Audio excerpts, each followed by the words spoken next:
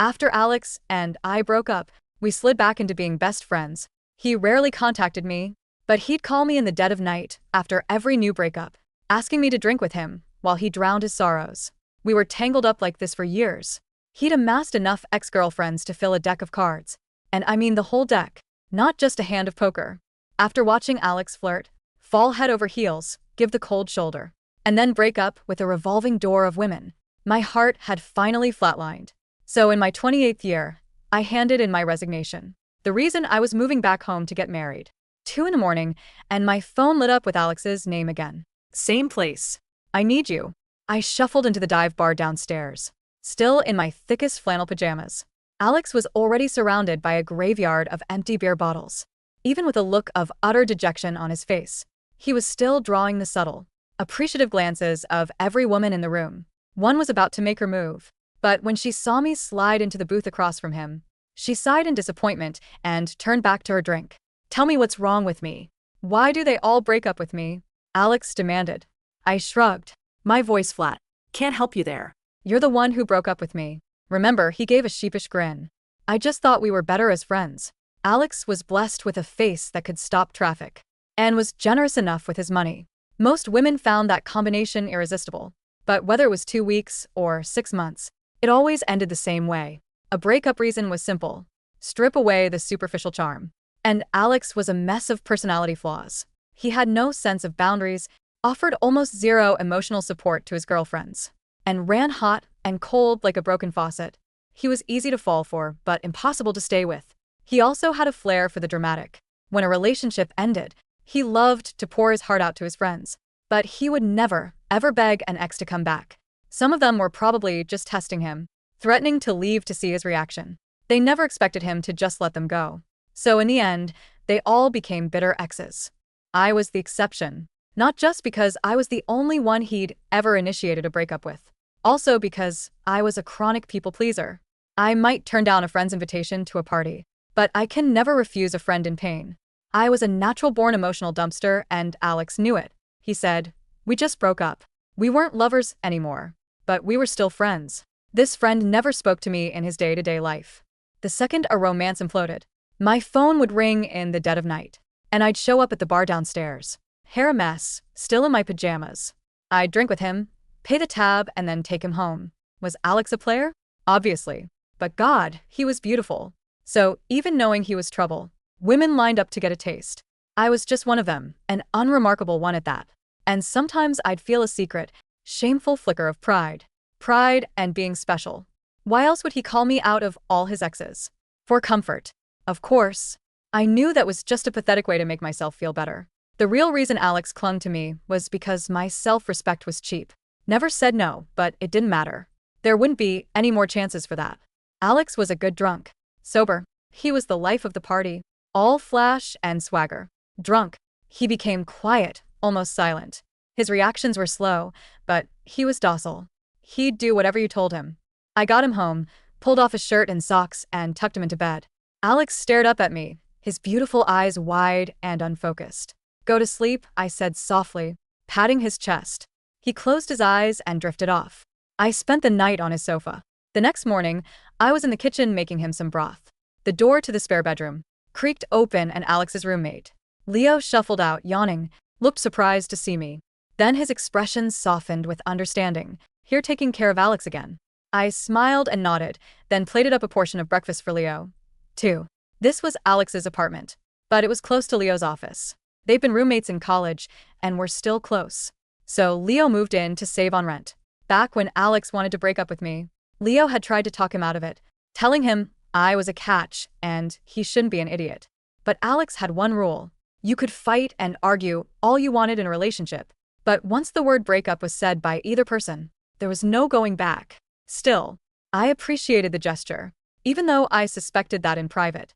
They both probably thought of me as the ultimate doormat. Just as the soup was ready, my phone rang. Leo, holding his plate, gave me a slight smile and started to step away to give me privacy. I waved a hand, telling him it was fine, and answered the call. "Hi, Mom. Yeah, it's the weekend. No work today. I'm almost done packing. I already shipped the big boxes home. They should get there tomorrow or the day after." I have to go to the office on Monday to finish up the paperwork. I booked a train for the afternoon, so I should be home just in time. For dinner. Okay. Love you, Mom. Bye. After hanging up, I turned to Leo. I've got to go. See you around. Leo hesitated for a second, then stood up. I overheard your call. You're moving back to your hometown. I am. I nodded. Honestly, my parents are getting older and their health isn't great. I figured I'd move back to be closer and help out. Does Alex know we didn't talk about it yesterday? It's not a huge deal, is it? Not that important. I slipped on my shoes and gave him a wave. Bye. Come visit my town sometime if you get the chance. Alex didn't contact me all weekend. I cleaned my apartment from top to bottom, had the landlord come for the final inspection, and checked into a hotel on Sunday night with my last suitcase. Then, for the first time in a long time, I called him. He arrived quickly asking why I'd picked a hotel for a meeting. He was a bit of a clean freak and wouldn't stay in anything less than a 5-star hotel. This place clearly didn't meet his standards. I leaned against the door frame, a small box dangling from my fingers. Want to try? Alex raised an eyebrow, looking genuinely surprised that I'd suggest it. My feelings for him were complicated, but ever since he broke up with me, we hadn't been intimate, mainly because he was always seamlessly transitioning between girlfriends. And I was never sure if he was actually single. You're the one who started this. Don't go crying later that I took advantage of you, Alex said, stepping forward and closing the door behind him. We're both single adults. It's mutual. How is that taking advantage? I knew exactly what I was doing. Once we crossed this line, I was done letting Alex use the friend excuse to invade my life. We were just two people with a physical history. We'd loved. We'd been entangled. And after this, it would be best if we never saw each other again. The next morning, my alarm jolted me awake. Alex groaned, burying his head deeper into my chest with such a dependent gesture. I sometimes wondered if he had a mommy complex. His parents had divorced when he was young. He was definitely starved for affection. I patted his head, got up, showered, dressed, and walked out with my suitcase. After finishing my paperwork at the office, I was on my way to the train station when a message from Alex finally came through. And the single number meant I'm awake and I'm making my presence known. I didn't reply. He didn't send another message. That evening, I arrived home, tired and dusty from the journey. My parents had prepared a huge welcome home dinner, and the three of us ate together, laughing and talking. After dinner, my dad did the dishes. I went to my room to unpack a little, and my mom knocked and poked her head in holding a photograph with a smile. Now that you're back, Mrs. Davis from downstairs came by. She wanted to know if you were interested in meeting this young man. Over the years, my parents had gently nudged me about my love life, but they never pushed. But my agreeing to move back was also, in a way, my agreeing to let them set me up. If he had their stamp of approval, it meant his family and job were, at the very least, decent. I took the photo. He had an average, pleasant face, not a stunner, but not unattractive. I smiled and nodded, sure. Let's set something up. Life in my hometown was calm and quiet. My parents pulled some strings and got me a temp position at a stable Government job. The pay was low, but the work was easy. The blind date we talked about was also scheduled. The guy, Mark, worked in the public sector and was polite and well-mannered. We met up 3 times and both had a good impression of each other. During this time, Alex messaged me 3 times. The first was, met a new girl. She seems cool. Attached was a heavily edited selfie of said girl. The second was, we're official. She's great, much more mature than the others. Last message came yesterday. Damn, I didn't text her back for one night, and she blew up my phone. So suffocating based on my experience. The next step after a message like that was a breakup. So with great foresight, I put my phone on silent before going to bed. When I woke up the next morning, I found that my phone had indeed been blown up. A screen full of missed calls from Alex. From his friends, from my friends. I opened my messaging app. Dozens of unread texts. Alex contacted every single one of our mutual friends. Girl, Alex is losing it. He called me in the middle of the night, saying you were missing and he couldn't reach you. You didn't tell Alex you were moving back home? He sounded really off. Sarah, if you see this, call Alex back. He's really worried about you. Besides those, most of the messages were from Alex himself. Why aren't you answering your phone? Come out for a drink. I'm downstairs from your old place. Not answering the door either. Are you sleeping that heavily? Your neighbor said you moved. What's going on? Where did you move to? You went back home. Why didn't you tell me? When are you coming back? You're not answering texts or calls. Don't tell me you've actually disappeared. Reading his messages made my skin crawl. Alex had never been like this. Usually if I didn't answer after 2 calls, he'd give up. Would never, ever cause such a scene. Waking up all our friends at 3 in the morning just to find me. The thought had barely crossed my mind when my phone rang. Again it was him. I swallowed hard and answered my hello, coming out a little shaky silence on the other end. I tried again. Hello? This time Alex finally spoke. His tone as casual as ever. There you are. I was starting to think you'd been murdered. Sorry, my phone was on silent last night. No worries. Just don't do it again. He joked. I was about to call the cops. Sounded like he was driving. I could faintly hear the robotic voice of a GPS, telling him to turn left. What are you so busy with back home? He asked. You don't tell me about something this big. Do you even consider me a friend? I fell silent. I had never considered him just a friend. Whatever. I'm driving. I gotta go. You can hang up. I needed to hang up anyway. I had a date with Mark to go hiking, and I was running late. At 10 o'clock sharp, I was ready. I said goodbye to my parents and headed out. Mark's car was already parked downstairs. When he saw me emerge from the building, he smiled and held up a bag with breakfast he bought for me. Smiles spread across my face as I walked toward him, about to say thank you. Suddenly, I heard someone call my name. Sarah. I turned. The door of a black Audi parked a short distance away opened, and Alex got out. He stared at me. His eyes were bloodshot, his jaw dusted with a dark shadow of stubble he would normally never allow the public to see. For a man who treated his appearance like a finely tuned instrument, he looked remarkably frayed at the edges. The sleek, black Audi behind him was coated in a thin layer of highway dust, a testament to a frantic, midnight sprint across state lines. Sarah, Alex said. His voice was raw, stripped of the easy, velvet confidence he usually wore like armor one. My heart did a familiar, involuntary stutter, the muscle memory of a decade spent responding to his every whim. But then, the cold reality of my flatlined heart took over. I stood my ground, my fingers tightening slightly around the strap of my canvas tote bag. Alex, I said, keeping my voice as even and flat as I had at the dive bar days ago. What are you doing here? Alex tried to laugh, but it came out as a dry, humorless rasp. He gestured vaguely to the quiet, tree-lined street of my childhood neighborhood, then to me and finally to Mark, who was still standing by his car door holding the paper bag of breakfast. What am I doing here? Alex echoed, his eyes wild and scanning my face as if searching for a typo in a familiar text. You packed up your entire apartment. Sarah. You moved across the state. You didn't leave a note. You didn't send a text. I wake up in that hotel room, and you're just gone. I go to your place, and the landlord tells me you handed in your keys. I had to call half of a college alumni list just to get your parents' address. Before I could answer, Mark took a step forward. He didn't look intimidated by Alex's expensive clothes or his sleek car. Mark was a local guy, sensible, solid, and entirely comfortable in his own skin. He placed a gentle, grounding hand on my shoulder. Sarah? Mark asked quietly, his eyes shifting between us with a calm, observant intensity. Is everything okay? That hand on my shoulder seemed to physically shock Alex. His gaze snapped to Mark's hand, his nostrils flaring with a sudden, ugly flash of possessiveness. It was a look I had never seen on him before.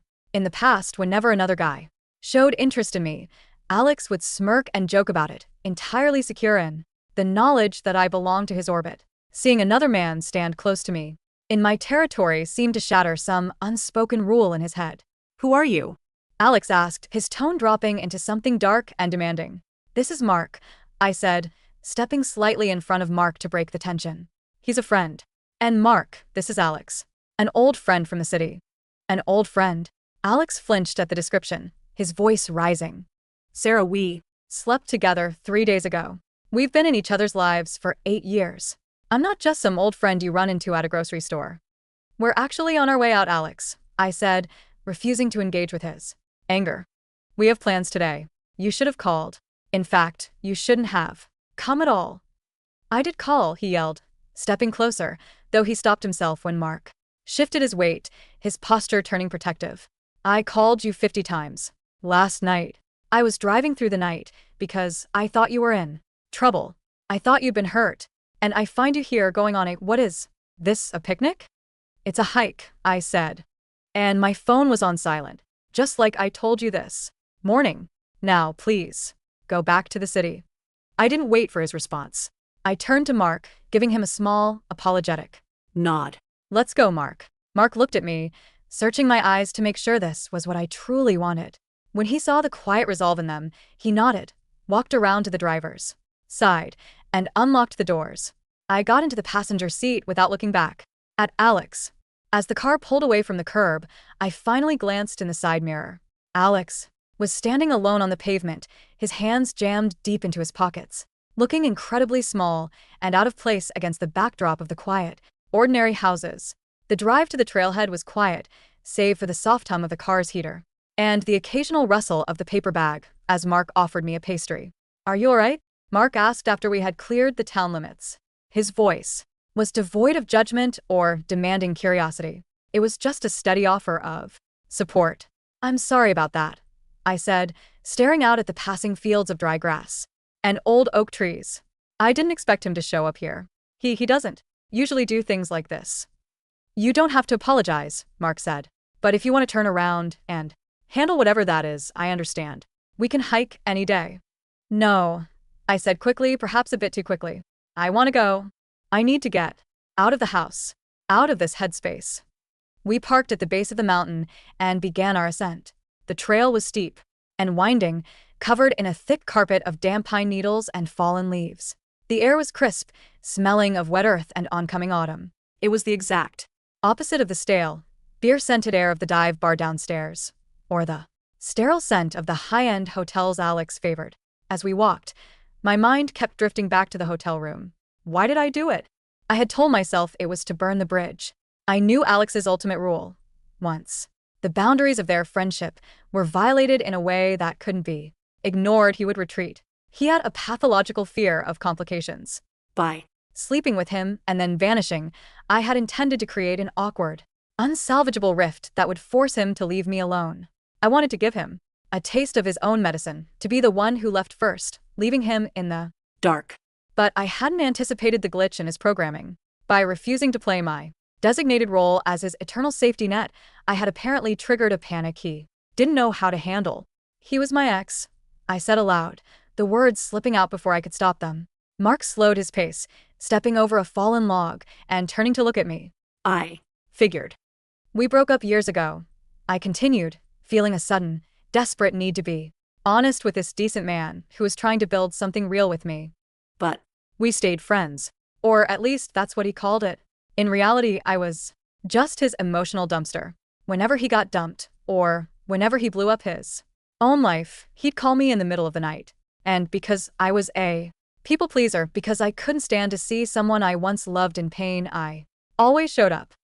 Mark listened quietly, his walking stick resting against his boot. "And the move. I moved back here to save myself," I said, a bitter laugh escaping my throat. I realized that as long as I lived down the street from him, I would never grow up. I would never have a real relationship. I would always be waiting for the phone to ring at 2 in the morning. Mark nodded slowly. He didn't look angry. He just looked incredibly sad for me.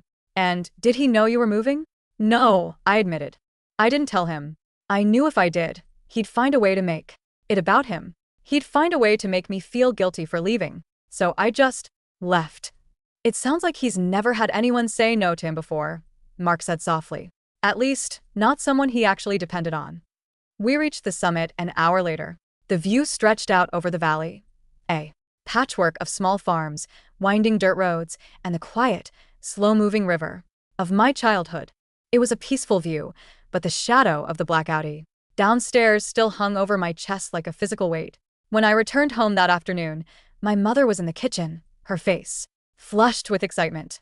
The counter, usually reserved for flower jars and mail, was dominated by a massive, extravagant arrangement of white lilies and orchids that smelled like a high-end funeral parlor. "Sarah, darling, you're back," my mother said, wiping her hands on her apron. "Oh, you just missed him. That young man, Alex, he was here again." My stomach dropped. "What did he do, Mom?" "Oh, he was so lovely," she said, her voice dripping with a kind of naive admiration Alex could extract from older women with a single smile.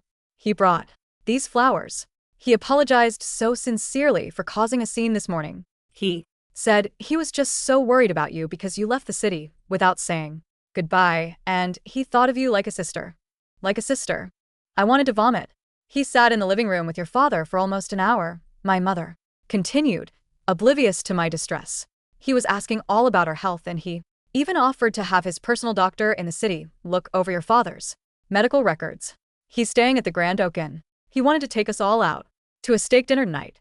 My dad walked into the kitchen then, holding a half-prepared toaster and a pair of pliers.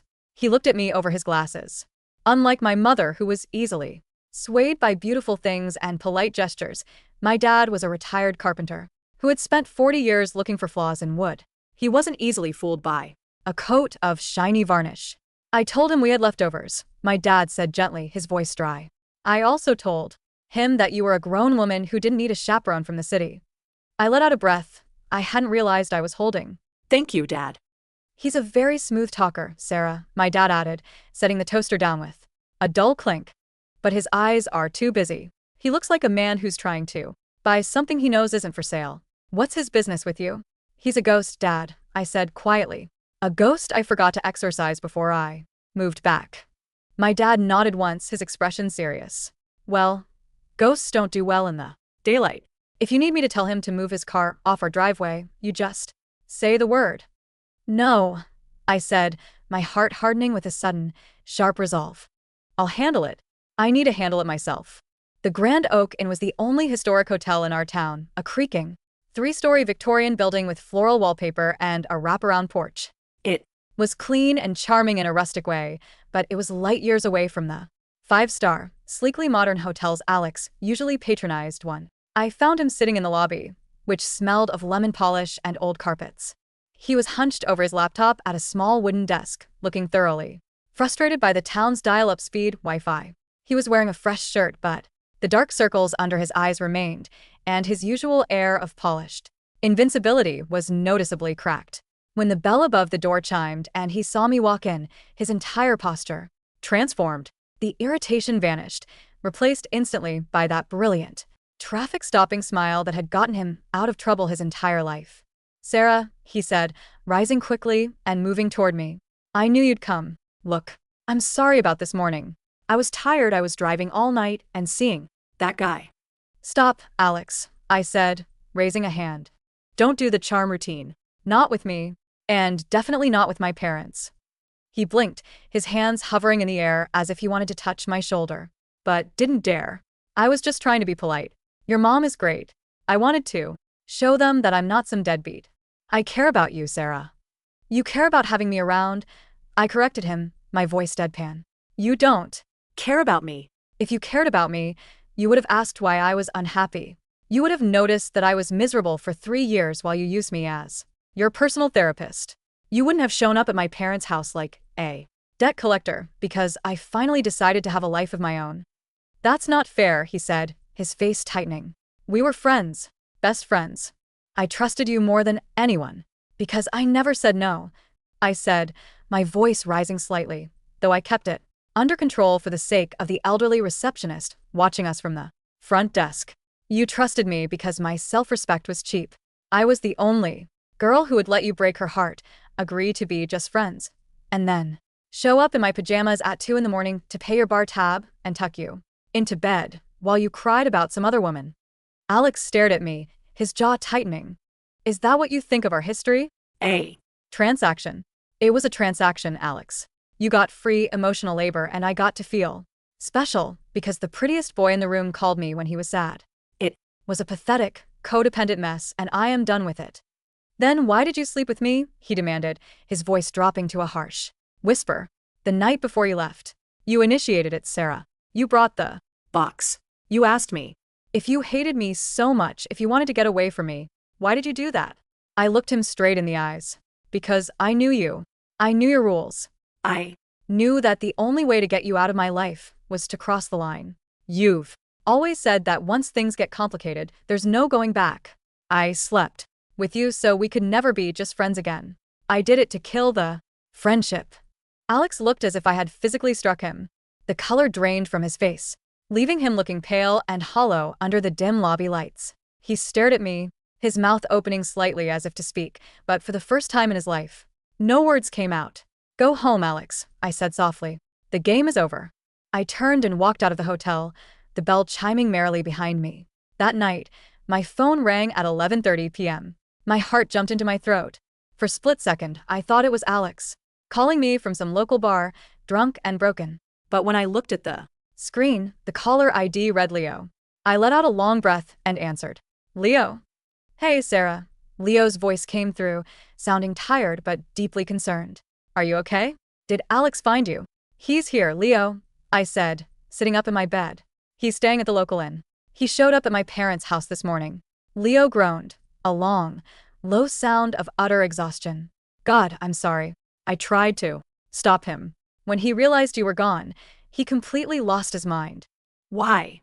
I asked, my voice tight. "Because he had to buy his own beer for once?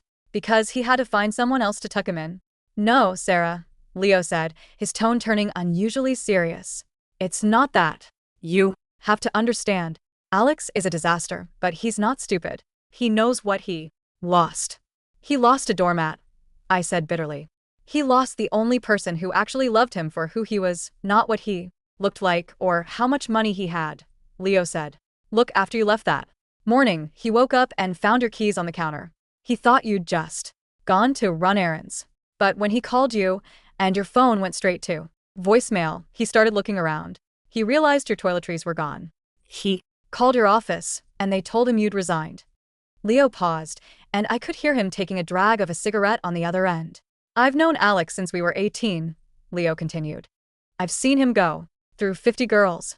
He never cares. When they leave, he just shrugs, goes to the bar, and finds another one. But when he realized you were gone, he didn't go to the bar. He sat on the kitchen floor and started throwing up." He was shaking, Sarah. "He kept saying, 'She didn't tell me. Why didn't she tell me?'" I listened in silence, my throat tightening. A part of me, the old, chronic people pleaser, wanted to feel pity. I wanted to feel that familiar, warm rush of wanting to fix his pain. But I forced myself to remember the cold, flatline feeling in my chest. "Why does he care so much now, Leo?" I asked, my voice trembling slightly. he's "The one who broke up with me. He's the one who wanted to be just friends so he could date other people." "Because he's terrified of abandonment, Sarah," Leo said softly. "His parents divorced when he was 7 and his mom basically ran off and left him with a father who didn't care. Alex's whole psychological defense mechanism is to push people away before they can push him. He broke up with you years ago because he realized he was actually falling in love with you. He told me back then, if I keep dating Sarah, I'll screw it up and she'll leave me. But if we're best friends, she'll never leave." Leo sighed. He built this whole elaborate, toxic system to keep you in his life forever without ever having to risk being vulnerable. He thought if he kept you as his safety net, he'd never have to face the fear of losing you. But when you slept with him and then vanished, you completely shattered his illusion. He Realized his perfect system didn't keep you, it drove you away. "It's too late, Leo," I said, a tear finally escaping my eye and slipping down my cheek. "He can't use his childhood trauma as an excuse to keep me in a cage. I deserve to be someone's first choice. I deserve to be loved out in the light, not just in the middle of the night when his other options have run out." "I know," Leo said quietly. I told him the same thing, but he wouldn't listen. "Just be careful, Sarah. He's never faced a rejection like this before. he Doesn't know how to handle it." "Thank you, Leo," I said and hung up. Over the next few days, Alex didn't leave town. He didn't show up at my parents' house again. Perhaps my dad's quiet warning had registered, but he made his presence felt. He hung around the town's small square, eating at the local diner, buying drinks for the regulars at the tavern, and trying to integrate himself into my world. He was like a foreign body in a healthy organism. The locals didn't know what to make of this incredibly handsome, wealthy city guy who seemed to have nothing better to do than drift through our quiet streets. Mark and I continued to see each other. Our dates were simple, quiet, and comfortable. We went to a local diner, we walked along the river, we talked about our families. There was no drama, no frantic midnight calls, no roller coaster of hot and cold. It was peaceful, but I could feel the tension building like static electricity in the air before a storm. The climax came on a Friday evening. Mark and I were having dinner at a small, family-owned Italian restaurant on the edge of town. It was a cozy place with red and white checkered tablecloths and the warm, rich scent of garlic and marinara sauce. We were laughing over a story about my first week at my new government job when the front door opened, and a sudden hush fell over the room. I didn't even have to look up to know who it was. The scent of his expensive cologne, entirely out of place among the smell of pasta and cheap house wine, preceded him. Alex walked straight toward her booth. He was drunk. Not the quiet, docile drunk he usually was when I tucked him into bed, but a frantic, desperate kind of drunk. His collar was open, his hair disheveled, and his eyes were locked onto me with a terrifying intensity. He slid into the booth right next to Mark, who immediately sat up, his shoulders tightening. "Alex," I said, my voice dropping into a dangerous whisper. "Get out of here. Right now." Alex ignored me, his gaze shifting to Mark. "You think she loves you?" he asked, his voice slurred but sharp. "You think she wants this? She's a city girl. She Lived in a high-rise. She drank espresso at $4 a cup. She doesn't belong in this dead-end town with a guy who wears hiking boots to dinner." "Alex, that's enough," Mark said, his voice remarkably calm but vibrating with a quiet, dangerous strength. He didn't raise his voice, but there was an authority in it that made the restaurant owner pause near the kitchen door. "You need to leave. You're embarrassing yourself, and you're making Sarah uncomfortable." "I'm making her uncomfortable?" Alex laughed, a wild, sharp sound. He turned to Me, his eyes shiny with unshed tears. "Sarah, look at me." please, just look at me. I looked at him. I saw the beautiful face that had stopped traffic, the face that had occupied my dreams and my nightmares for 8 years. But for the first time, I didn't see a god. I just saw a deeply broken, incredibly selfish boy who was throwing a tantrum because his favorite toy had been taken away. "I'm looking, Alex," I said quietly, "and I don't see anything I want anymore." "I'll change," he whispered, his voice cracking. He reached across the table, his hand trembling as he tried to grasp mine, but I pulled my hand back, tucking it into my lap. "I'll do whatever you want. We can get back together. I'll be a real boyfriend. I won't date anyone else. I'll buy a house here. I'll move my business. Just don't stay here. Don't marry this guy. Please, Sarah. Don't. Leave me." The entire restaurant had gone completely silent. The only sound was the low hum of the refrigerator in the kitchen. Alex had just broken his own sacred rule. He had always said you could argue and fight, but once a relationship ended, you never, ever beg an ex to come back. He had let dozens of women walk out of his life, bitter and angry, because his pride was more important than their love. But here he was, in a cheap Italian restaurant in a town he despised, begging on his knees in front of strangers. I looked at him, and to my surprise, I didn't feel anger. I didn't feel triumph, and I didn't feel the old, shameful flicker of pride. I just felt a profound, heavy pity. "Alex," I said, my voice soft but incredibly firm, "you're not saying this because you love me. You're saying this because you can't stand to lose. If I got back in your car tonight and went back to the city within a month, you'd feel suffocated again. You'd realize that having a real girlfriend means actually showing up, offering emotional support and respecting boundaries, things you don't know how to do. You'd start running hot and cold. You'd find another girl to flirt with, and I'd be right back to waiting for your 2 a.m. phone calls." "No, I swear. I'm not a prize for you to win back, Alex," I interrupted him, my voice steady. "I am a human being, and I deserve to be loved by someone who doesn't have to lose me first to realize my worth. I deserve someone who sees me in the daylight, not just when his world is falling apart." I turned to Mark and reached out my hand. He took it immediately, his grip warm, solid and certain. "Let's go," I said to Mark. We stood up, leaving our half-eaten dinner on the table. Ilaitona. $50 bill to cover the tab, a habit I had formed over years of paying for Alex's messes. But this time, I didn't do it to clean up after him. I did it because I was finally paying my own way out. We walked out of the restaurant into the cool night air. Through the glass window, I could see Alex sitting alone in the booth, his head buried in his hands, his shoulders shaking. He was finally alone, and I was finally free. The next morning, the black Audi was gone from the driveway of the Grand Oak. Leo texted me a few hours later. He came back. He's quiet. Really quiet. He hasn't left his room all day, but he asked me for the number of that therapist I Saw after my divorce. I think he finally gets it, Sarah. I'm sorry for everything. I replied with a simple, thank you, Leo. Take care of him. And then, I deleted Alex's number from my phone. I didn't block him, blocking felt like an act of anger, a sign that he still had power over my emotions. Deleting him was an act of peace. It meant his name would no longer trigger a chemical reaction in my brain.